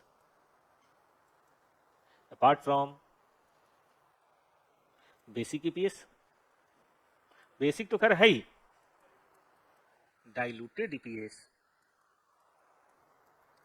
is also calculated. अगर पोटेंशियल शेयर नहीं है तो डाइल्यूटेड करने की जरूरत नहीं है, क्योंकि बेसिक वो डाइल्यूटेड होगा। और बहुत आसान है बेटा, डाइल्यूटेड ईपीएस निकालना बेहद आसान है। आपने क्या करना है, अर्निंग फॉर बेसिक ईपीएस लेना है और वेटेड एवरेज नंबर लेना है फॉर बेसिक ईपीएस। मतलब बेसिक वाली सारी चीजें तो लेनी ही लेनी है। अब इसमें जोड़ना पता है क्या है, अगर ये पोटेंशियल शेयर कन्वर्ट होंगे तो कितने शेयर बनेंगे। जरूरी नहीं कि एक डिवेंचर के बदले एक शेयर मिले। अगर आपने पढ़ा हो डिवेंचर का चैप्टर फाउंडेशन में, तो कई बार एक के बदले 5, एक के बदले 7 ऐसा होता था, तो वो देखना पड़ेगा। ठीक है ना, आपको पोटेंशियल इक्विटी शेयर लेना है, जितना भी हो कन्वर्ट होने के बाद। जैसे 1 लाख डिवेंचर है और एक 3 में कन्वर्ट होना है तो 3 लाख शेयर मानेंगे, एक 5 में कन्वर्ट होना है तो 5 लाख शेयर मानेंगे पोटेंशियल। अच्छा एक बात है, जब वो डिवेंचर होल्डर बन जाएगा ना, तो हिस्सेदार तो हो जाएगा मानते हैं, लेकिन इंटरेस्ट नहीं लेगा।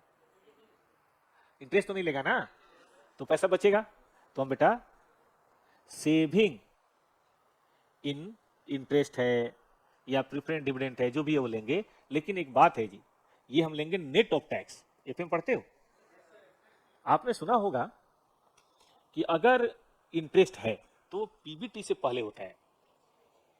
सितंबर वाले बच्चे ध्यान दो, interest is a expense, PGBP chapter आपने पढ़ाई है, और वो टैक्स के लिए अलाउड एक्सपेंस, सैलरी की तरह अलाउड है। अब जब पीजीबीपी में सैलरी की तरह इंटरेस्ट अलाउ हुआ तो क्या होगा बेटा, हाँ जी, आपका पीबीटी कम होगा, पीबीटी कम होगा तो टैक्स भी कम होगा। लेकिन अगर इंटरेस्ट अब नहीं देना है क्योंकि शेयर होल्डर बन जाएंगे, अब जब शेयर होल्डर बनेंगे तो इंटरेस्ट तो देना नहीं पड़ेगा, तो वो इंटरेस्ट बच जाएगा। लेकिन इंटरेस्ट बचेगा तो एक नुकसान हो जाएगा, पीबीटी बढ़ जाएगा, पीबीटी बढ़ेगा तो आपको टैक्स देना पड़ेगा, तो आपका रियल में जो बचेगा वो थोड़ा कम बचेगा। इस बात को हम समझा देते हैं। देखिए, ये इनकम स्टेटमेंट आपने एफएम में जरूर पढ़ा होगा। देखिए, एक होता है बेटा जी ऑपरेटिंग प्रॉफिट। ऑपरेटिंग प्रॉफिट मतलब बिजनेस का sale, purchase, income, expense, salary, advertisement सारा ले लिया, ठीक है। उससे हमने कमा लिया, ये करंट ईयर है, ये फ्यूचर ईयर है, और हमने कमाया बेटा 200 लाख। मान लीजिए 2 करोड़ है और 2 करोड़ पे 10% इंटरेस्ट है, कोई बताएगा बेटा? 20 लाख। तो पीबीटी कितना हो रहा है? 1। इसमें कोई दिक्कत नहीं किसी को? सपोज टैक्स का रेट 30%, वैसे तो किताबों में 50 दे देता है, बट रियल में तो 30-25 ही है। बोलो कितना बेटा? 54। बताओ पीएटी कितना बचेगा शेयर होल्डर के लिए? 126। ठीक। अब जब कन्वर्ट हो जाएगा तो ये इंटरेस्ट नहीं लगेगा, जाहिर अब तो इक्विटी हो गया, तो ये 200 हो जाएगा, आपका एक नुकसान हो जाएगा। अब टैक्स 54 की बजाय 60। बोलिए कितना हुआ ये? 100। तो गौर से देखिए, आपका जो रियल इंक्रीज हुआ है ना, वो सिर्फ 14 हुआ है नेट इंक्रीज। क्या मैं सही हूं? सभी बच्चे लिखें जिन्होंने एफएम नहीं पढ़ा है, सही बच्चे लिखें बात को समझने के लिए। है समझ में? तो इसको एक फॉर्मूले से लिख सकते हैं क्या बेटा? फॉर्मूला बताऊं? देखो, नेट सेविंग बराबर इंटरेस्ट 1 माइनस टी। करके देखो तो कितना था इंटरेस्ट? कोई बोल नहीं रहा। इंटरेस्ट कितना था? 20। और टैक्स का रेट कितना था? करके देखो तो, आ रहा 14, वही आ रहा है वहां पे भी। तो उतना बड़ा स्टेटमेंट कौन बनाएगा? इससे काम चला लेंगे। बट याद रखो, प्रेफरेंस डिविडेंड में नहीं बचता ये। क्यों?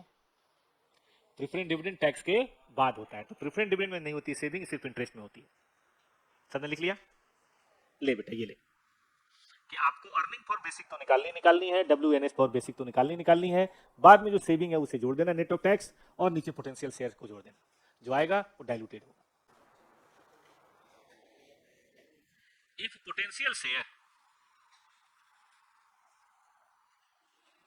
आर इशूड, इसी का पार्ट है, ड्यूरिंग द करंट ईयर। जरूरी तो नहीं कि भाई जो डिवेंचर है वो बिल्कुल साल के शुरू में इशू हुआ, पिछले साल इशू हो सकता है। इस साल हुआ मार्च में, इस साल हुआ सितंबर में, इस साल हुआ जनवरी में, कभी भी हो सकता है। जैसे ये है बेटा करंट ईयर, ठीक है, 1 से लेकर 31/12। लेकिन पोटेंशियल शेयर यहाँ इशू हुआ 1/8 को, ऐसा हो सकता है?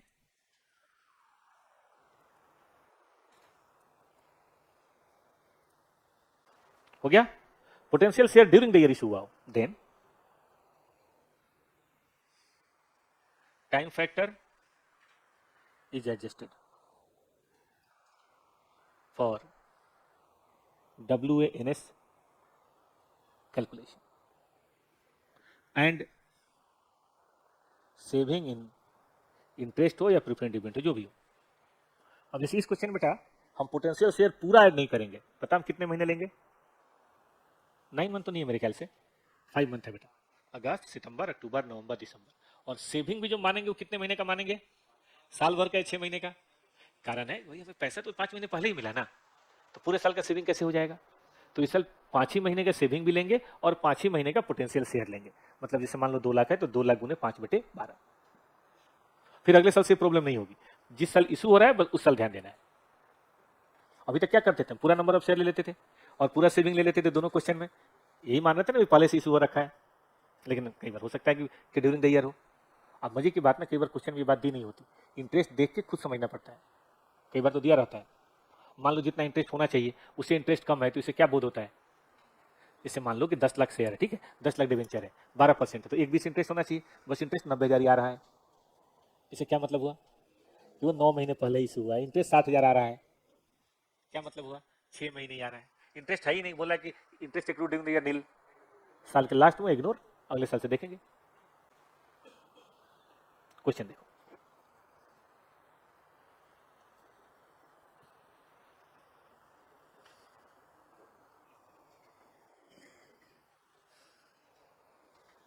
बस ये देख लो, बाकी कल कर लेंगे। एक पॉइंट और बच गया है, कल करेंगे बढ़िया से। At the time of calculation diluted earning effect given to all potential share outstanding comment। ये तो हो गया बेटा थ्योरी का क्वेश्चन। मान लो क्वेश्चन ये हो गया, लिखो इसमें पोटेंशियल शेयर के फॉर्मूले को लिख दो, लॉजिक को लिख दो। दूसरा है कि बेसिक भी निकालो और क्या निकालो? Diluted. Net profit after tax है, इक्विटी शेयर है, डिबेंचर इशू कब हुआ वो ध्यान देना, 1 जुलाई। और साल कब से शुरू हो रहा है? अप्रैल या जनवरी?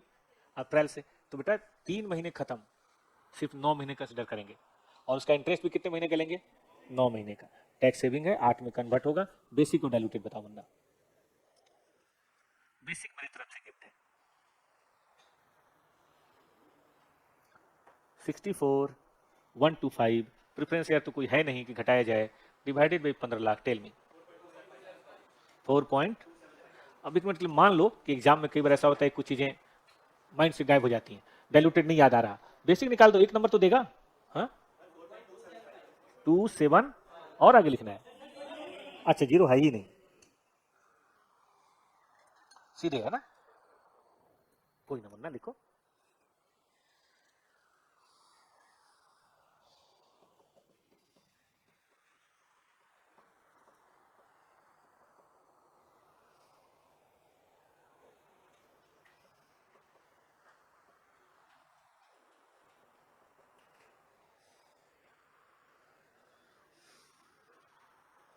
संडे को डायरेक्ट टैक्स होगी। देखो अकाउंट तो अब तय है कि अकाउंट होगी और 2 बजे तक होगी।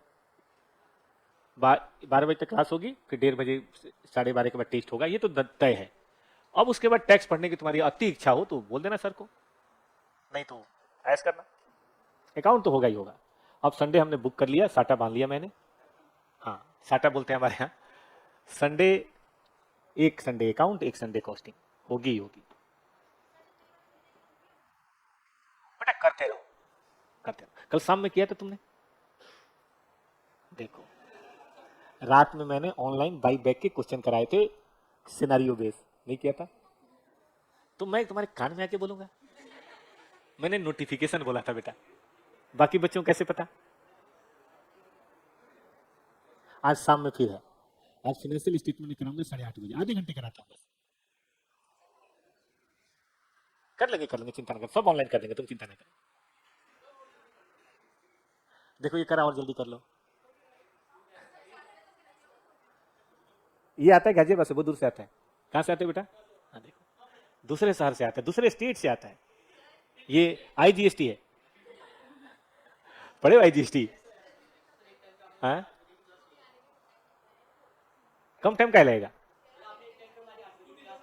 अरे हमेशा 8 बजे होती थी यार, वो तो 9 बजे पहली बार मैंने करा है। चलो हो जाएगा, हो जाएगा, चिंता नहीं। हमने हमेशा अपनी लाइफ में 8 बजे पढ़ा है। हाँ हाँ, अरे कोई ना, टेंशन पलक ये बनाओ, उसे सालों के चक्कर में इधर बनाओ, इधर बनाओ। हाँ क्या बीजेपी को वोट देना है? डेट अनाउंस हो गया 5 फरवरी, उस दिन छुट्टी होगी। इलेक्शन के दिन क्लास करना अलाउ नहीं है लीगली, तो उस दिन ऑनलाइन होगा। अब तो ऑनलाइन इसी समय घर में घुस गया हूं मैं, ऑनलाइन तो कमाल की चीज है। नेट काम नहीं करता, ये कौन बोला है? ज्यादा तेज बन रहे हो। 10 बजे के बाद जाओगे ना? चलो ये करो, ये करो, अरे टाइम हो गया, करो यार। बताऊं डाइल्यूटेड, बड़ा मजा आता है मुझे बच्चों को परेशान करने में, आई फील वेरी हैप्पी। आपने देखा वो क्लास में कोई ऐसा बच्चा होता है जो दूसरे को ना परेशान करके बड़ा खुश होता है। मान लो इस क्लास का वो बच्चा मैं ही हूं, इधर बुल्ली बोलते हैं ना, क्या बोलते हैं उसको? नहीं बुल्ली बोलते हैं आई थिंक। चलो ये तो बेटा ये रहेगा। अब सुनो, ऊपर क्या लेना है? हमें 6 लाख नहीं लेना है। इंटरेस्ट निकालो बेटा, इंटरेस्ट निकालो। 75 गुने 100 गुने 9% और गुने 9/12। 9/12 क्यों? क्योंकि 9 महीने ही है। कितना आ रहा बेटा जी? 5,06,000। अगर इस क्वेश्चन में किसी ने पूरे ले लिए तो गलत हो जाएगा, और आपने इसमें पूरा 675 ले लिया तो गलत हो जाएगा। फिर से करेंगे ना, करेंगे, यहां करेंगे। 5,06,250 1 माइनस 0.35 35 में बेटा याद रखो। और नीचे बेटा जी कन्वर्ट हुआ कितना बनेगा ये? 75 गुने 8 करना, 75 गुने 8। लेकिन हमें लेना है सिर्फ 9। इस पे नहीं, इस पे लगेगा। टेल में माय डियर 3.46 पर शेयर। ऐसे ही बेटा जी लगन लगाइए, मई में कुछ अद्भुत करते हैं। जनवरी में तो होगा अद्भुत, मई में और से भी बढ़िया करते हैं। तो हमने पढ़ा था परसों डाइल्यूटेड ईपीएस है ना, देखिए डाइल्यूटेड ईपीएस का मतलब होता है, बेटा बात नहीं करो, कि जब कोई एग्जिस्टिंग पोटेंशियल शेयर हो, पोटेंशियल शेयर मतलब डिवेंचर, लोन, कन्वर्टेबल है ना, ये सब, तो ऐसे में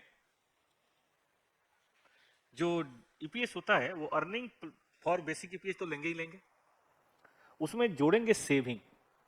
और सेविंग कैसे जोड़ेंगे? इंटरेस्ट या डिविडेंड जो भी होगा नेट ऑफ टैक्स, मतलब वो टैक्स की बचत होती है तो उसे काट छांट के, डिवाइडेड बाई WNS पर बेसिक ईपीएस तो लेंगे ही लेंगे आप, लेकिन इसके अलावा और क्या लेंगे? पोटेंशियल शेयर, ठीक है ना। अब पोटेंशियल शेयर का एक रूल था कि अगर इशूड ड्यूरिंग द ईयर हुआ हो तो from the date of issue लेना है, और इशूड अगर प्रीवियस ईयर में हुआ हो तो कब से लेना है? From the beginning of the year. याद है एक क्वेश्चन नहीं किया था कि भाई जुलाई में इशू हुआ हो तो उसी दिन से लिया था, और पहले इशू हुआ हो तो पहले से लिया था। तो ये बात हमने परसों देखी थी। कॉन्सेप्ट है एंटी डाइल्यूटिव, जैसे एंटीवायरस होता है ना, ऐसे अगर कोई एंटी डाइल्यूटिव शेयर है, has to be ignored. I repeat, anti dilutive shares has to be ignored. Prudence concept है, आपने पढ़ा है प्रूडेंस कॉन्सेप्ट। कहने का मतलब है अगर बेसिक ईपीएस आ रहा है 5 और डाइल्यूटिव कंट्रोल कैलकुलेट कर रहे हैं तो आ रहा है 4.5, तब तो लिखना है, मतलब 4.5 आ रहा है तो लिखना है। लेकिन अगर 5.5 आ गया, 6 आ गया, मतलब फ्यूचर में और ज्यादा बढ़ने की उम्मीद है। प्रूडेंस कॉन्सेप्ट पढ़ा आपने, future expected losses are provided but future expected gains are never recorded. याद आया? तो मान लो कोई शेयर पोटेंशियल कन्वर्ट हो जाए और उससे हमारा ईपीएस बढ़ जाए। अब कहेंगे कैसे बढ़ेगा सर, अभी दिखाते हैं। सेविंग ज्यादा हो, नंबर ऑफ शेयर कम बढ़े तो बढ़ ही सकता है, तो हम इसको इग्नोर करेंगे। इग्नोर करने का मतलब हम इसको डिस्क्लोज नहीं करेंगे, नो डिस्क्लोजर। ये नहीं बोलेंगे कि एंटी डाइल्यूटिव इसलिए नहीं दिखा रहा, हम दिखाएंगे ही नहीं, बोलेंगे हमारा बेसिक भी वही है, डाइल्यूटिव भी वही है। बताता हूँ, अभी समझाता हूँ।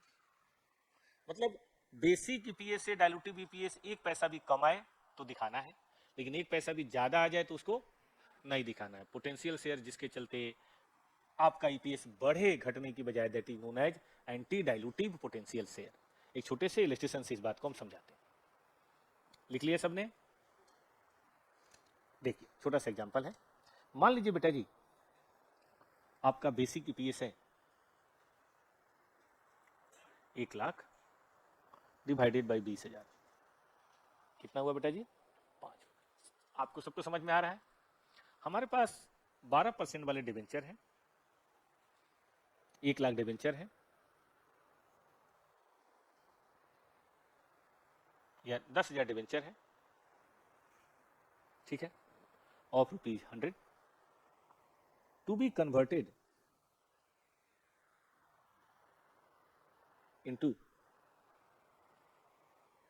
मान लीजिए 7,500 शेयर, और टैक्स का रेट है 6,000 शेयर मान लेते हैं, टैक्स का रेट है 30%। तो अब डाइल्यूटिव निकालेंगे हम, ऊपर तो वही लेंगे बेटा जी 1 लाख, नीचे भी वही लेंगे 20,000। ठीक बात मैं कह रहा हूँ? बोल नहीं रहा है कोई। नीचे शेयर कितने हो जाएंगे? 6,000। और ऊपर जरा देखिए 10 लाख गुने 100 कितना होता है? 10 लाख गुने 100, 10 लाख का 12% कितना होता है? 1,20,000 का 1 minus T,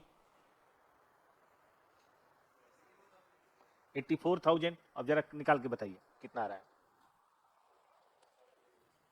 7.07, which is higher than, बताइए, बेसिक ईपीएस। तो क्या इसे एक्सेप्ट किया जाए? Therefore it is anti dilutive,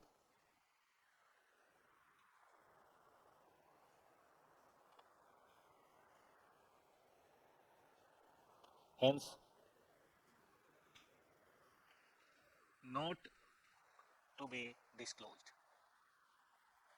मतलब ये कहना कि फ्यूचर में बहुत बढ़िया होगा, बहुत बढ़िया होगा। अकाउंट में लागू है बेटा? प्रूडेंस कॉन्सेप्ट बताइए आप लोग, फाउंडेशन में पढ़े हैं, पढ़ा है मैंने।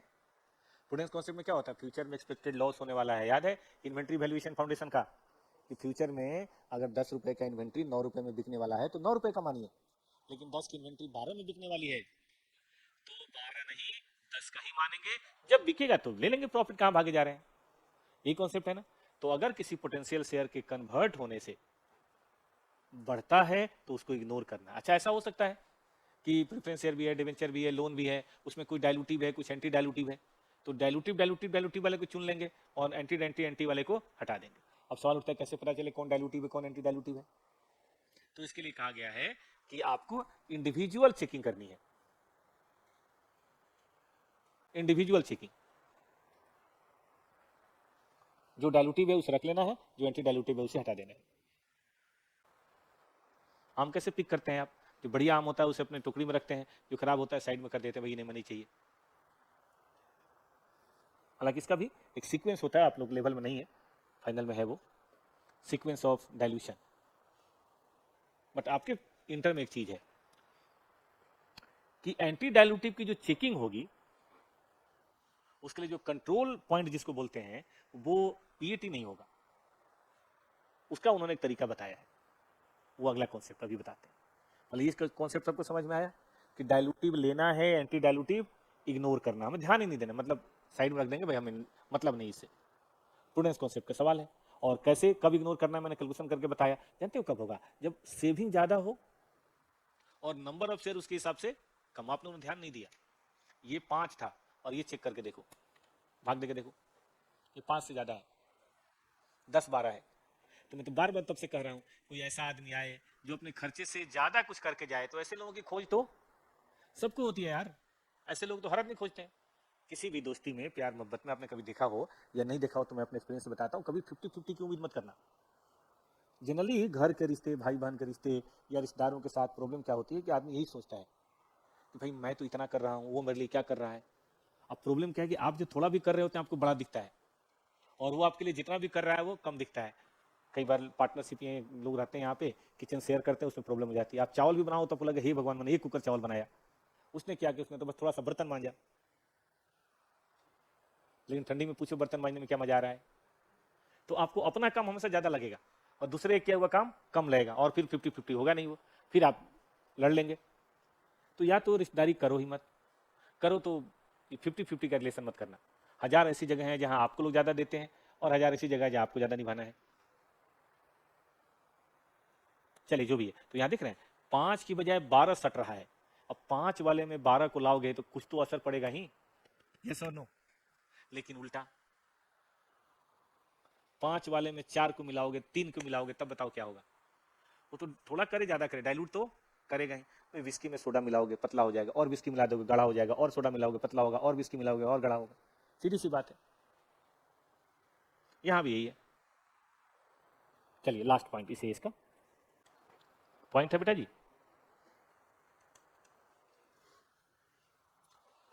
For checking the nature of anti dilutive, net profit from continuing operation is taken as control point. ये ध्यान देना, continuing operation, ignore discontinuing operation profit या लॉस जो भी है।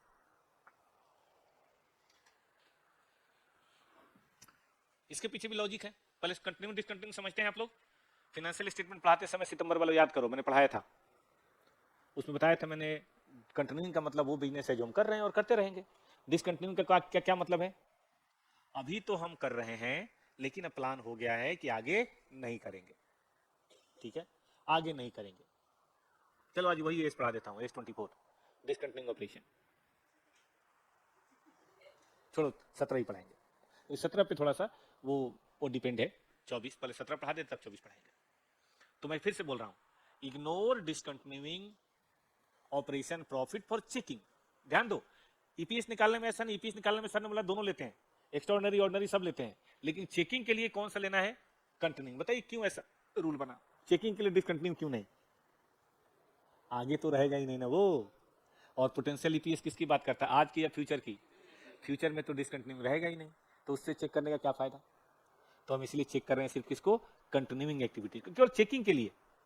बाद में कैलकुलेशन करेंगे तो वो तो दोनों मिला के करेंगे, डाइल्यूटेड ईपीएस कैलकुलेशन डाइल्यूटेड से होगा, मतलब टोटल से होगा, बट चेकिंग करते समय हम इस पॉइंट को लेंगे। आप कहेंगे सर एग्जांपल से बताओ, नहीं समझ आ रहा, आइए बताते। देखिए एक ही क्वेश्चन तो बचा है,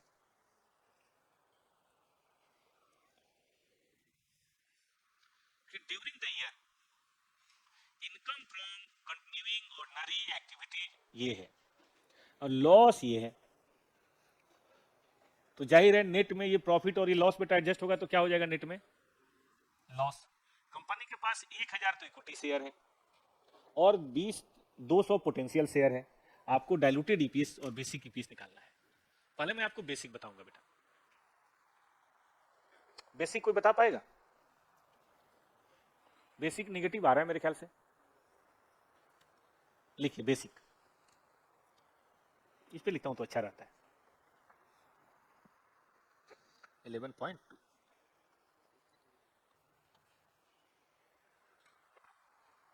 120 डिवाइडेड बाई 1000, कोई बताएगा बेटा? अच्छा निगेटिव हो तो दिखाना चाहिए कि नहीं? सबसे पहला रूल पढ़ा था हम लोगों ने कि भाई निगेटिव हो या पॉजिटिव हो बेटा जी, कमल ध्यान है, निगेटिव हो या पॉजिटिव हो, it has to be shown on the face of the financial statement. याद है statement of PL, on the face लिखवाए, चेक करो, पहला रूल यही होगा, कॉन्सेप्ट 1। ठीक, अब डाइल्यूटेड ईपीएस निकालने के लिए हम सीधे बात नहीं करेंगे, पहले हम चेकिंग करेंगे on control point.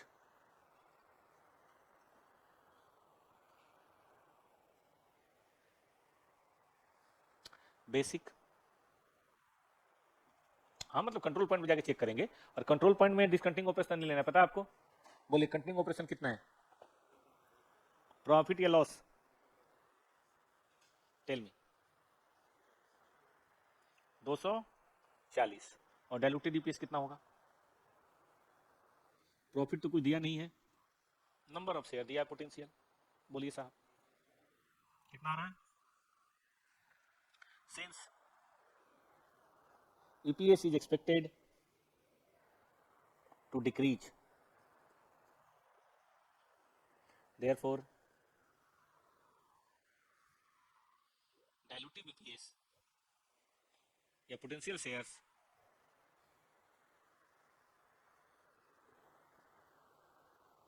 are dilutive in nature। Potential share कैसे हैं बेटा? पोटेंशियल शेयर कैसे हैं? डाइल्यूटिव है।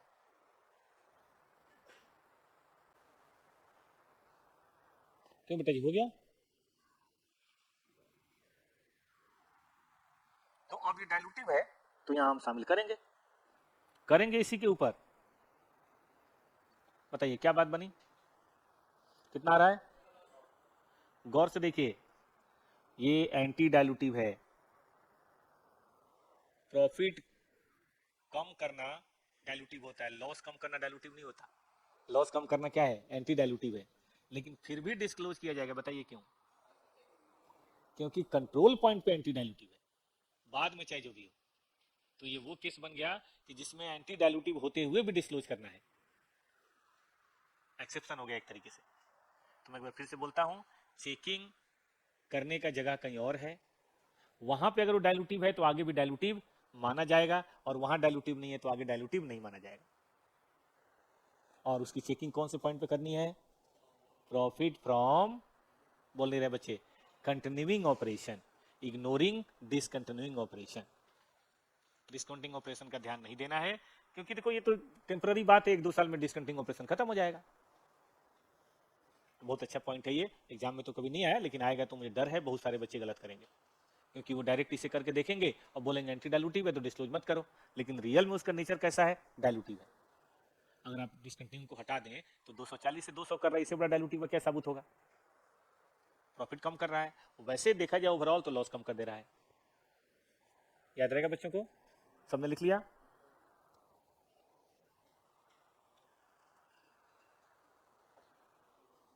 बस अब और तो नहीं है, पैकअप किया जाए अब।